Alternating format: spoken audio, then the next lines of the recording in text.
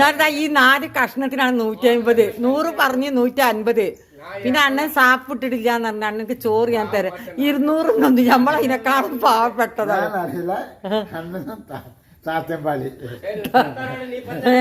നമുക്ക് വകുപ്പില്ല. എന്താപ്പത് ഞാൻ ഇത് പെരയുള്ളവരെന്നാ ചെയ്യൂ. പക്ഷെ എനിക്കിന്റെ ഡിസ്കറ്റ് വയ്യാത്ത ഒറ്റ കാരണമാണ് എന്റെ അണ്ണ ട്ടാ. അണ്ണക്ക് മുട്ട ഫുൾസൈ ഉണ്ടാക്കട്ടെ, പൊരിക്കട്ടെട്ടാ. അന്ന് മീൻ കിട്ടിയിട്ടില്ല. ആ കാക്കാക്കും കൊടുത്തോളാം. ആ ആ അപ്പൊ അണ്ണക്ക് ചോറ് വേണ്ട? ചോറ് വേണോ? ഒന്ന് ചോറ് തരാം. ഇത് വേഗം എനിക്ക് നല്ല പോലെ ഇതാക്കിട്ടാ. ഞാൻ ഫുൾസൈ ഉണ്ടാക്കട്ടെ. 200 ഒന്നും തരൂല. 150 ഉറുപ്പ്യക്ക് 4 കൊള്ളി. എന്താ ഇത് കഥ? എനിക്ക് ഡിസ്കിന്റെ പ്രശ്നമായിട്ടല്ലേ. ഞാൻ ആംപ്ലേറ്റ് അടിക്കട്ടെ.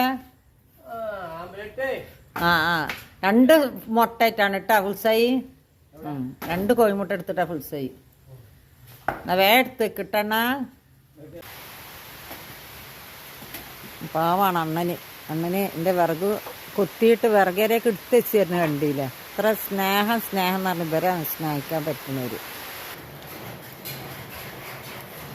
ചോറ് നമുക്ക് 2 ആൾക്ക് വെക്കണ ചോറല്ലേ. എന്നാലും വീട്ടിൽ അണ്ണന് പാവം കഴിക്കട്ടെ. അണ്ണനിക്ക് ഈ വൈക്ക് വന്നാൽ ഇവിടെ വന്നാൽ മൂപ്പർക്ക് എന്തെങ്കിലും ഇരുന്ന് കിട്ടണം.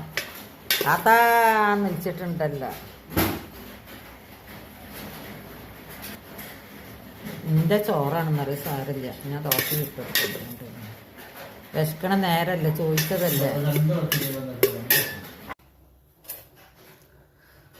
നമുക്കൊന്ന് ഉച്ചക്ക് തരണത് ഞങ്ങൾ 2 ആളെ ഉണ്ടാവുള്ളൂ എന്ന് പറഞ്ഞു. മഴ വരൂല. ഇത് വേഗം വെയിച്ചോ. ഞാനവിടെ ഒരു തുണി വിരിച്ചത് അവര് ബെഡ്ഷീറ്റ് പഴയ. ചോറ് കഴിക്ക്. ഞാൻ അറിയില്ലല്ലോ ഞങ്ങക്ക് വെച്ച ചോറും കൂട്ടാനാണ് കേട്ടാ. എന്നെ കൊറേ അയക്കണല്ലോ കണ്ടിട്ട്.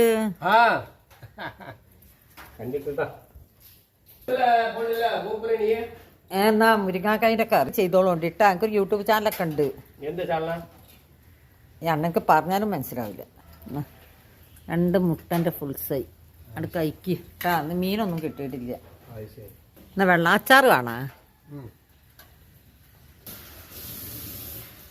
അച്ചാറ് വാങ്ങിയ അച്ചാറാണ് കേട്ടാ. കടയിൽ നിന്ന് നല്ല അച്ചാറാണ്. എല്ലാ പച്ചക്കറിയും കൂടി ഇട്ട അച്ചാറാണ് കേട്ടാ. കഴിക്ക്. ഞാൻ ഇജ്ജ് വരുമ്പോ മാത്രം ഇവിടെ പണിയെടുപ്പിക്കലുള്ളൂ. വിറകുണ്ടാവും.